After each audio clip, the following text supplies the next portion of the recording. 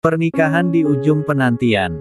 Bab 001. 10 tahun Melia dan Nizam menikah dan mereka tidak pernah bertemu sekalipun, karena Melia harus melanjutkan pendidikan dan pengobatannya di luar negeri.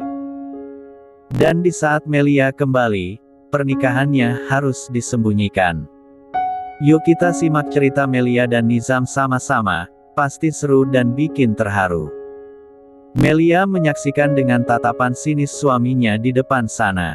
Duduk berdampingan dengan seorang wanita yang entah siapa. Terlihat begitu dekat dan sangat intim.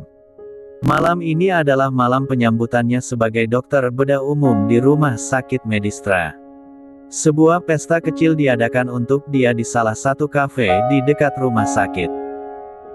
Memiliki pendidikan yang tinggi dan direkomendasi langsung oleh guru besar universitas ternama membuat para rekan kerja barunya menyambut dengan hangat. Mereka semua merasa jika memiliki hubungan yang baik dengan Melia akan memberikan dampak yang baik. Nizam yang menjabat sebagai direktur utama rumah sakit pun menyempatkan diri untuk datang, memberi sambutan hangat pada dokter bedah umum baru di rumah sakitnya, Melia. Tidak ada satupun orang yang tahu jika Melia dan Nizam adalah sepasang suami istri. Bahkan mereka sudah menikah 10 tahun lamanya. Pernikahan Melia Walker dan Alamsyah Dude adalah pernikahan dua keluarga besar, sesama pendiri rumah sakit ternama di kota A, Rumah Sakit Medistra dan Rumah Sakit Royal Dude. Saat Melia berusia 20 tahun, keluarganya mengalami kecelakaan mobil dahsyat hingga menewaskan seluruh keluarganya, kedua orang tua dan dua adiknya sekaligus. Melia menyaksikan sendiri kematian seluruh keluarganya yang bersimbah darah. Di hembusan nafasnya yang terakhir, ayah Melia mengatakan padanya untuk ikut dengan keluarga Dude. Dan setelah 40 hari meninggalnya seluruh keluarga besar Walker, Melia menikah dengan Nizam. Pria yang usianya 8 tahun lebih tua dari dia. Dengan pernikahan itu, membuat Nizam memiliki hak untuk mengurus rumah sakit Medistra. Sementara Melia melanjutkan pendidikan hingga dia mampu menggantikan Nizam. 10 tahun mereka menikah dan tidak pernah sekalipun bertemu, karena Melia menjalani pendidikannya di LN. Dan setelah 10 tahun mengenyam pendidikan akhirnya Melia kembali. Identitasnya harus disembunyikan sebagai keturunan terakhir Walker dan istri dari Nizam. Semua itu dilakukan agar dia bisa benar-benar menjadi pemimpin rumah sakit yang sesungguhnya. Mengerti tentang manajemen dan orang-orang yang bekerja di dalamnya secara langsung. Dan malam ini adalah pertemuan pertama kalinya Melia dan Nizam. Tapi Nizam tidak datang sendiri, dia sampai di kafe ini bersama dengan Siska. Kedatangan Nizam dan Siska pun sontak menjadi pusat perhatian. Yang harusnya pesta untuk menyambut Melia, malah jadi pesta untuk Nizam dan Siska. Melia mengeram kesal, hingga tanpa sadar dia meneguk segelas minuman keras yang tersaji di atas meja. Minuman ini pahit sekali, keluh Melia. Tisa yang merupakan sahabat Melia dan merupakan salah satu perawat di rumah sakit Medistra pun langsung mendelik. Tidak menyangka jika Melia akan meminum minuman keras itu dalam sekali tegukan. Ya ampun Melia, kenapa minuman itu kamu minum? Desis Tisa, protes dengan suaranya yang begitu pelan. Minuman apa itu? Pahit sekali. Itu alkohol milik Dr. Anton, kenapa kamu minum? Mana aku tahu. Melia ingin memuntahkan minuman itu, namun tidak bisa karena sudah masuk sempurna ke dalam perut. Malam semakin larut dan pandangan mata Melia semakin memudar, seumur hidupnya dia tidak pernah meneguk alkohol. Dan satu gelas alkohol tadi sudah berhasil membuatnya mabuk. Bukan hanya Melia yang hilang kesadaran, beberapa dokter pria pun mengalaminya. Dokter Melia sepertinya mabuk, biar saya yang mengantarnya pulang, ucap Anton, merasa bertanggung jawab karena Melia meneguk minumannya. Tidak perlu Dokter Anton, biar saya saja, lagi pula Dokter Anton kan tidak tahu di mana rumah Melia, jelas Tisa. Kalau begitu ayo kita pulang bertiga, aku juga akan mengantarmu, balas Anton lagi. Kini mereka semua sudah berada di luar kafe, siap masuk ke mobil mereka masing-masing, sementara Tisa masih menunggu taksi dengan tubuhnya yang memapah Melia. Aku bisa pulang sendiri, rancau Melia yang sudah tidak sadar, sesekali dia bahkan tertawa entah menertawakan apa.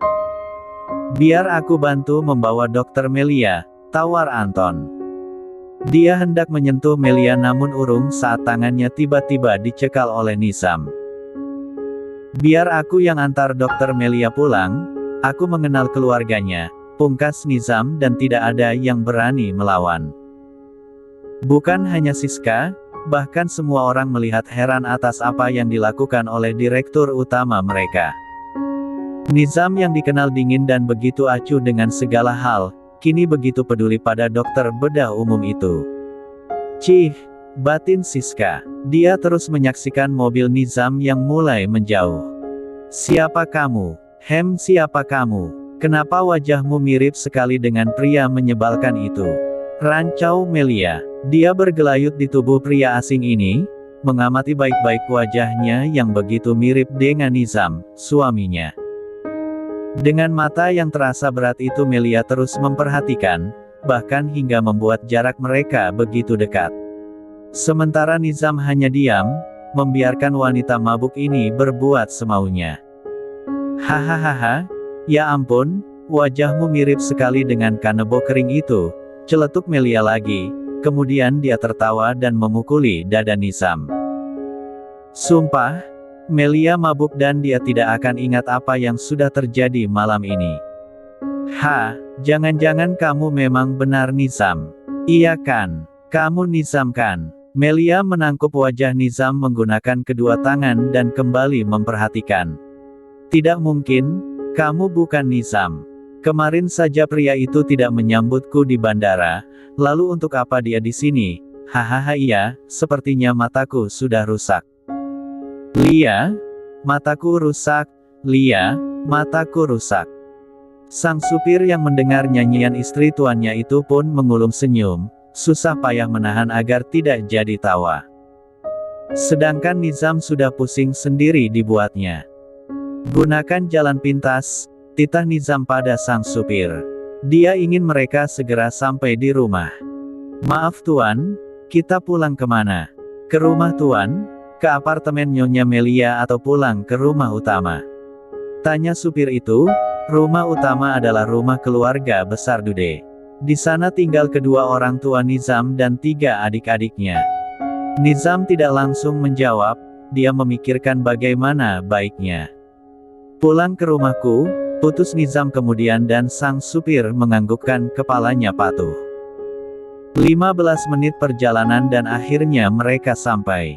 Nizam segera memapah tubuh Melia dan membawanya masuk ke dalam rumah. Tubuhmu harum sekali sayang, aku ingin menciumnya, rancau Melia. Dia menghentikan langkah Nizam dan menciumi leher pria ini begitu saja. Membuat Nizam meremang dan kemudian menggendong Melia tidak terlalu banyak ulah. Au, kenapa menggendongku? Ini seperti adegan pengantin baru. Hahaha iya ini pengantin baru, ucap Melia. Padahal dia digendong seperti karung beras. Nizam membawa Melia untuk masuk ke dalam kamarnya. Tanpa sadar Nizam membawanya ke sini, padahal niat awalnya dia akan menidurkan Melia di ruang tamu. Au, pekik Melia, saat Nizam melemparnya di atas ranjang. Sayang, apakah malam ini kita akan melakukannya? Tanya Melia dengan suaranya yang menggoda. Dia bangkit dan mulai melepas bajunya sendiri. Entah apa yang sudah ada di dalam otaknya. Namun kesadarannya yang hilang membuat dia seperti orang lain. Melia terus membuka bajunya. Astaga Melia, apa yang kamu lakukan? Kesal Nizam. Malam ini panas sekali kan? Ayo lepaskan bajumu sayang. Apa yang ini selalu kamu lakukan di luar negeri? Menggoda pria asing. Tanya Nizam dengan suaranya yang dingin. Suaramu mengerikan sekali, kamu sangat mirip dengan Nizam, bisik Melia, takut ucapannya didengar oleh pria yang namanya dia sebut. Sementara Nizam langsung mengeram kesal, dia mencekal kedua tangan Melia yang telah tak terkondisikan. "Aw sakit sayang, kamu menyakiti aku," rancau Melia. "Sadarlah Lia, jangan jadi jalaang." "Hahaha, aku jalaangmu sayang." Melia berjinjit dan menjangkau bibir Nizam. Tubuhnya sudah begitu panas, dia menginginkan sentuhan ini. Dan tangan Nizam yang mencekal kedua tangan Melia seketika melemas. Saat itu Melia mengambil kesempatan untuk meletakkan tangan Nizam di atas kedua dadanya. Nizam hanyalah pria normal yang begitu sensitif dengan sentuhan. Melia sudah memancing kelelakiannya dan jangan harap bisa lepas. "Siapa aku Lia?" tanya Nizam, sebuah pertanyaan yang membuat Melia terkekeh. "Wajahmu sangat mirip dengan pria yang paling ku benci, tapi tidak mungkin kamu Nizam kan? Kamu hanyalah pria asing yang kutemui di kafe," balas Melia, lalu terkekeh malu-malu, menutupi dadanya yang sudah terbuka menggunakan kedua tangan. Menggeliat di bawah kungkungan Nizam. Sebuah gerakan yang semakin memancing birahinya. "Ya, aku hanyalah pria asing," balas Nizam, setelahnya dia kembali membungkuk dan menjangkau bibir Melia. Malam itu untuk pertama kalinya mereka menyatu. Nizam tahu dia adalah orang pertama, namun cukup menyedihkan baginya karena besok Melia tidak akan mengingat malam indah ini. Sebuah kecupan Nizam berikan di atas dahi Melia, saat wanitanya sudah tertidur pulas. Jam 4 dini hari dia keluar dan meminta pelayan wanita untuk masuk. "Jangan bangunkan Melia sampai dia bangun sendiri. Katakan padanya jika kamu yang mengganti baju dia." "Baik Tuan." Nizam pergi dan pelayan itu masuk, duduk di sofa sana dan menunggu Melia untuk bangun. Jam 6 pagi Melia mulai menggeliat, merasakan tubuhnya yang remuk redam. Sakit semua, terlebih intinya yang terasa begitu nyeri. "Au," Ana coba membuka mata, namun malah pusing yang mendera. "Nyonya, Anda sudah bangun," sapa pelayan itu. Mendengar sentuhan Melia dia pun mendekat. Kini membantu Melia untuk duduk. "Di mana aku?" tanya Melia lirih. Susah payah dia membuka mata dan melihat sekeliling. Tempat ini nampak begitu asing. "Anda berada di rumah Tuan Nizam Nyonya, dan ini kamar beliau." Melia tidak percaya dengan apa yang dia dengar. Coba mengingat yang terjadi semalam namun tidak berhasil menemukan ingatan apapun. Terakhir dia hanya ingat tentang percakapannya dengan Tisa di kafe, setelahnya dia seperti tertidur. Melia meraba tubuhnya yang sudah berganti baju. "Maaf Nyonya, semalam saya menggantikan baju Anda." Melia hanya mengangguk. "Bantu aku Bik, aku ingin mandi." Pelayan itu membantu Melia untuk turun dari atas ranjang, bahkan memapah Melia pula hingga sampai di bawah shower kamar mandi. Sementara seorang pria yang bertanggung jawab atas kondisi Melia kali ini sudah berada di ruangan kebesarannya, ruang Dirut RS Medistra. Selain menjabat sebagai direktur utama, Nizam juga adalah seorang dokter bedah spesialis saraf. Pagi ini dia ada operasi. Nizam menarik dan membuang nafasnya berat. Sama seperti Melia yang tidak akan ingat apa-apa, Nizam pun mencoba melupakan apa yang terjadi semalam. Jam kerja dokter jaga dibagi menjadi 3 shift. Shift pagi dari jam 7 pagi sampai 2 siang, shift siang dari jam 2 siang sampai jam 9 malam, dan shift malam dari jam 9 malam sampai jam 7 pagi. Melia mengambil jam siang, karena dia sadar akan sulit untuk bangun lebih awal. Jujur saja, dia masih menyesuaikan diri dengan waktu di negara ini. Lama tinggal di luar negeri membuatnya memiliki pola hidup yang berbeda. Hingga jam 1 siang, Melia masih merasa pusing. Alkohol benar-benar membuatnya merasa kapok. Melia bahkan sampai bersumpah dia tidak akan meminum minuman itu lagi. Sedikit sempoyongan Melia memasuki ruang IGD, memeriksa keadaan di sana dan mulai absen ganti shift.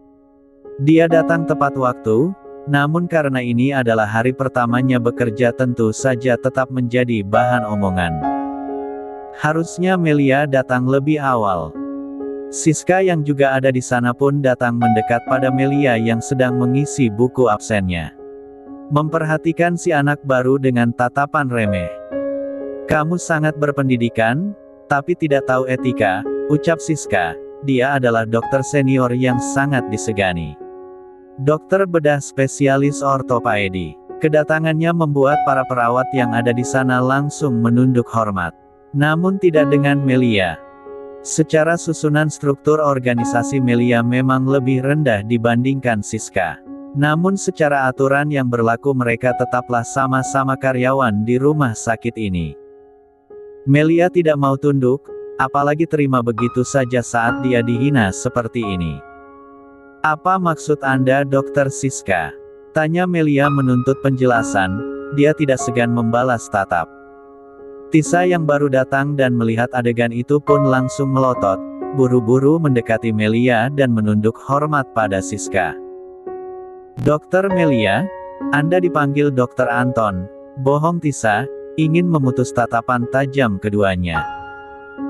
"Tunggu dulu, Dokter Siska masih ingin bicara. Tidak sopan tiba-tiba meninggalkan dia pergi," balas Melia.